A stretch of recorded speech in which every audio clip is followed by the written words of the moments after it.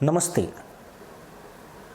इस समय दिल्ली के सत्ता के गलियारों से लेकर इस्लामाबाद के आर्मी हेडक्वार्टर तक एक ऐसी खबर ने हड़कंप मचा दिया है जिसने भारत की सुरक्षा और आत्मसम्मान से जुड़े कई गंभीर सवाल खड़े कर दिए हैं। एक तरफ जहां हमारा देश आतंकवाद के खिलाफ जीरो टॉलरेंस की नीति पर चल रहा है, वहीं दूसरी तरफ भारत की राजधानी दिल्ली पर एक बहुत बड़ा सीक्रेट दबाव बनाने की कोशिश शुरू हो चुकी है। यह दबाव कोई और नहीं बल्कि एक खास नंबर गेम के जरिए बनाया जा रहा है। भारत के 61 और पाकिस्तान के 56।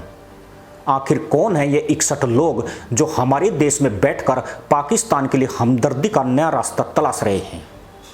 और इस नंबर गेम के पीछे की वो कौन सी खौफनाक साजिश है जिसे आपसे छुपाया जा रहा है? इसका सच जानकर आपके पैरों तले से जमीन खिसक जाएगी। लेकिन उससे पहले यह जानना जरूरी है कि इस सीक्रेट लेटर में ऐसा क्या लिखा है जिसने भारतीय खुफिया एजेंसियों के भी कान खड़े कर दिए हैं। दरअसल हाल ही में सोशल मीडिया से लेकर मुख्य धारा की मीडिया में एक ओपन लेटर यानी खुली चिट्ठी वायरल हो रही है। इस चिट्ठी को centre for piece and progress नाम की एक संस्था के जरिए जारी किया गया है, जिसके सूत्रधार ओपी साहब बताए जा रहे हैं। हैरान करने वाली बात यह है कि इस चिट्ठी पर कुल 117 लोगों के दस्तखत हैं। अब इस 117 के आंकड़े को ध्यान से समझिए। इसमें से 61 लोग भारत के हैं और 56 लोग पाकिस्तान के हैं। इन लोगों ने मिलकर सीधे भारत के प्रधानमंत्री नरेंद्र मोदी और पाकिस्तान के वजीर आजम शहबाज शरीफ को एक भावुक अपील भेजी है। इस चिट्ठी में मांग की गई है कि भारत पाकिस्तान के बीच चल रहे तनाव को तुरंत खत्म किया जाए। दोनों देशों के बीच बातचीत का दौर फिर से शुरू हो। बंद पड़े रास्ते और हवाई क्षेत्र यानी एयर स्पेस खोले जाएं और दोनों देशों के रिश्तों को बिल्कुल नॉर्मल कर दिया जाए। पहली नज़र में यह बात अमन और शांति की लग सकती है, लेकिन जब आप इसके पीछे छिपी टाइमिंग को देखेंगे तो आपको समझ आएगा कि असली खेल तो कुछ और ही है। आखिर यह चिट्ठी अभी क्यों लिखी गई और इसके पीछे पाकिस्तान का कौन सा छिपा हुआ डर काम कर रहा है? इसे समझने के लिए हमें उस कड़वे सच को देखना होगा जो इस चिट्ठी की आड़ में दबाया जा रहा है। अब बात करते हैं उन नामों की जिन्होंने इस चिट्ठी पर अपने दस्तखत किए हैं। जब आप भारत के इन 61 लोगों की लिस्ट देखेंगे तो आपके होश उड़ जाएंगे। इस लिस्ट में जम्मू कश्मीर के पूर्व मुख्यमंत्री फारूक अब्दुल्ला, अलगाववादी नेता मीरवाइज उमर फारूक, पीडीपी प्रमुख महबूबा मुफ्ती, कांग्रेस के वरिष्ठ नेता मणिशंकर अय्यर, आरजेडी के सांसद मनोज झा और यहां तक कि भारत की खुफिया एजेंसी रॉ के पूर्व चीफ एएस दुलत जैसे हाई प्रोफाइल नाम शामिल हैं। पाकिस्तान की तरफ से भी उनके पूर्व विदेश मंत्री खुर्शीद महमूद कसूरी और कई पूर्व राजनयिकों ने इस पर साइन किए हैं। अब सवाल यह उठता है कि जब पाकिस्तान हमारे देश में लगातार आतंकी साजिश रचने से बाज नहीं आता तो भारत के ये बड़े चेहरे पाकिस्तान के साथ अमन की आशा का राग क्यों अलाप रहे हैं? क्या इन 61 लोगों को हमारे वीर जवानों की शहादत दिखाई नहीं देती? सोशल मीडिया पर लोग इन्हें पाकिस्तान के छुपे हुए मददगार तक कह रहे हैं। लेकिन रुकिए, बात सिर्फ एक चिट्ठी की नहीं है, बल्कि इस चिट्ठी के जरिए दिल्ली की मोदी सरकार पर एक ऐसा चक्रव्यूह तैयार किया जा रहा है जिसका सीधा कनेक्शन पाकिस्तान की कंगाली से जुड़ा है। आखिर क्या है वो चक्रव्यूह? चलिए आपको बताते हैं। इस समय पाकिस्तान के हालात किसी से छुपे नहीं हैं। वहां न खाने को आटा है, न गाड़ियों के लिए पेट्रोल और न ही अपनी अर्थव्यवस्था को चलाने के लिए पैसा। पिछले साल हुए पहलगाम आतंकी हमले के बाद भारत सरकार ने पाकिस्तान के खिलाफ ऐसा आर्थिक और कूटनीतिक शिकंजा कसा है कि इस्लामाबाद बूंद बूंद पानी और पाई पाई पैसे के लिए तरस रहा है। भारत ने सिंधु जल संधि को लेकर भी कड़ा रुख अपना लिया है, जिससे पाकिस्तान को डर है कि उसकी फसलें सूख जाएंगी। ऐसे में जब पाकिस्तान चारों तरफ से घिर चुका है तो दिल्ली पर यह दबाव बनाने की कोशिश की जा रही है कि भारत अपनी जिद छोड़े और पाकिस्तान को इस दलदल से निकलने में मदद करे। यह 61 बनाम 56 की लोबी चाहती है कि भारत अपनी पुरानी शर्तों को भूल जाए और पाकिस्तान की तरफ दोस्ती का हाथ बढ़ा दे ताकि इस्लामाबाद को एक नया जीवन दान मिल सके। लेकिन क्या भारत के प्रधानमंत्री इस अंदरूनी दबाव के आगे घुटने टेकेंगे? क्या दिल्ली इस बार पाकिस्तान के झांसे में आएगी? मामला यहीं से शुरू होता है। जो भारत के 61 और पाकिस्तान के 56 लोग मिलकर दिल्ली पर बातचीत का दबाव बना रहे हैं, इसके पीछे कोई इंसानियत नहीं बल्कि वो कड़क आंकड़े हैं जिन्होंने पाकिस्तान की सांसें अटका रखी है। आइए आपको इस कंगाली का असली गणित समझाते हैं। इस समय पाकिस्तान पर 138 अरब डॉलर यानी करीब 11 लाख करोड़ भारतीय रुपए से ज्यादा का विदेशी कर्ज है। सिर्फ इस साल पाकिस्तान को कर्ज की किस्त चुकाने के लिए 26 अरब डॉलर की सख्त जरूरत है, जबकि उसकी जेब पूरी तरह खाली है। पाकिस्तान का विदेशी मुद्रा भंडार चूहों का कुदान स्थल बन चुका है। इसमें इतने पैसे नहीं है कि पाकिस्तान मुश्किल से 2 महीने का सामान भी विदेश से आयात कर सके।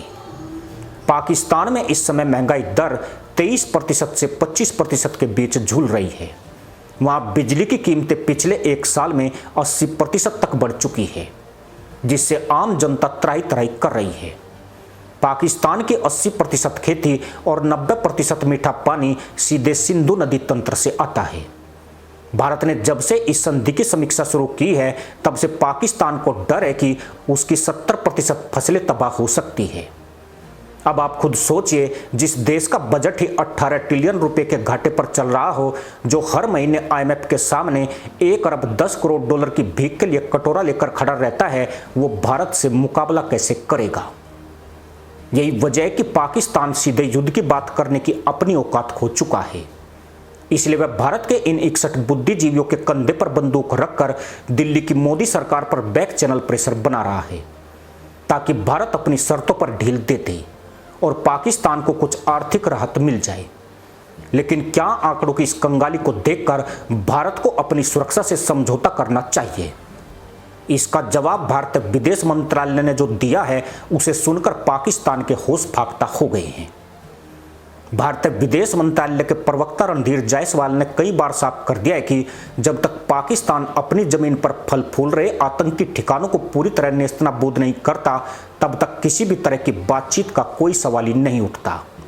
देश के बुद्धिजीवी चाहे जितने भी खत लिख ले, लेकिन दिल्ली की हुकूमत अब किसी भी बैक चैनल प्रेशर या अंदरूनी लॉबी के दबाव में आने वाली नहीं है।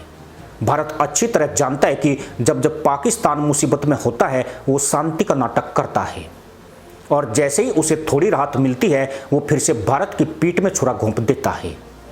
कारगिल से लेकर मुंबई हमलों तक का इतिहास इसका गवाह है। लेकिन इस पूरे विवाद में एक ऐसा मोड़ भी आ गया है जिसने इस पूरी चिट्ठी को इस सवालों के घेरे में खड़ा कर दिया है। एक ऐसा मोड़ जो सीधे भारत के आम नागरिकों की भावनाओं से जुड़ा है। अब पाकिस्तान का वो खतरनाक गेम भी देखिए जो वह बातचीत के नाटक की आड़ में खेलना शुरू कर चुका है। 2 दिन पहले ही पाकिस्तानी सेना के लेफ्टिनेंट जनरल अहमद शरीफ ने रावलपिंडी में देश के मीडिया एंकर और सोशल मीडिया इन्फ्लुएंसर के साथ बैठक की। इस बैठक में उन्होंने निर्देशित किया कि वह अपने कार्यक्रमों में भारत विरोधी एजेंडे को प्रचारित करें। इसमें खालिस्तान, कश्मीर का मुल्ला आतंकवाद और अल्पसंख्यक मुद्दे शामिल हो। यही नहीं, दुनिया में मोदी सरकार की लोकप्रियता और भारत की अर्थव्यवस्था के खिलाफ नकारात्मक नैरेटिव सेट करें।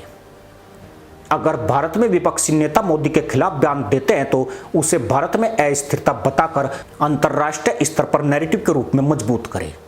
जाइलो की इस मुल्लागर्दी के बाद भी यहाँ दोस्ती की अपीलें की जा रही है। क्या इन लोगों ने ये अपीलें मालदीव, इजराइल के लिए भी की है? यही इनकी और इनकी चिट्ठी की विश्वसनीयता सवालों के घेरे में आती है। सवाल यही है कि इन्हें पाकिस्तान की इतनी फिक्र क्यों है? क्या वहाँ इनके रिश्तेदार रहते हैं?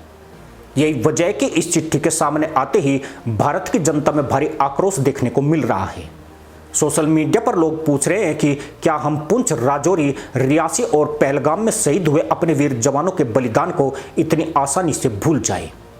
जब हमारे सैनिक सीमा पर रात दिन जागकर देश की रक्षा कर रहे हैं, तब एयर कंडीशनड कमरों में बैठकर पाकिस्तान के साथ क्रिकेट खेलने और व्यापार शुरू करने की वकालत करना कहाँ की समझदारी है?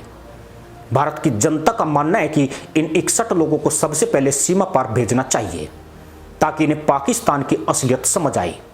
यह लॉबी चाहे जितना भी जोर लगा ले, देश का मूड इस समय पूरी तरह बदल चुका है। लेकिन अब देखना यह होगा कि इस खुली चिट्ठी पर प्रधानमंत्री नरेंद्र मोदी का अंतिम फैसला क्या होता है, और क्या वे इन नेताओं को कोई कड़ा संदेश देंगे।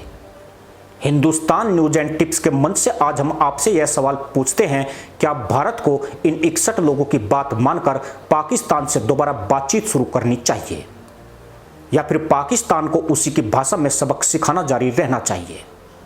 आपकी जो भी राय हो नीचे कमेंट बॉक्स में खुलकर जरूर लिखें। इसी के साथ अनुमति दोस्तों, जय हिंद, वंदे मातरम।